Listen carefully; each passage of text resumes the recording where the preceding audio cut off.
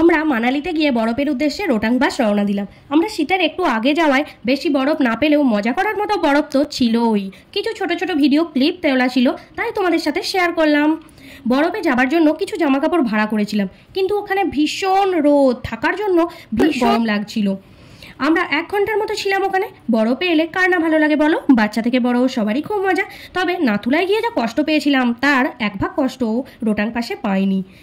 কষ্ট পাবো ভেবে আগে থেকে কত কিছু অ্যারেঞ্জমেন্ট, শ্বাসকষ্ট হবে, চকলেট নেওয়া, তারপর পপকর্ন কেনা, সমস্ত কিছু অ্যারেঞ্জ করে নেওয়ার পরও দেখছি এখানে এসে কোনো রকমই শ্বাসকষ্ট নেই। আমরা সবাই ভীষণ পরিমাণে মজা করেছিলাম, সেটা হয়তো দেখে বুঝতেও পারছো। এই যে দূরের পাহাড়গুলো দেখা যাচ্ছে, আর 1টা মাস পেরোলেই কিন্তু এই দূরের পাহাড় সব বরফে ঢাকা পড়ে যাবে। এবার আসি আমাদের কথায়। বরফে দেখো উঠতে যেমনই কষ্ট, নামা কিন্তু ততটাই সহজ। স্লিপ খেয়ে খেয়ে অনায়াসেই নামা হয়ে যাচ্ছে। চলো বন্ধুরা, আজকে এই পর্যন্তই। দেখা হবে নেক্সট কোনো শর্ট ভিডিওতে। চলো আজকের মতো টাটা বাই বাই। সবাই খুব ভালো থেকো।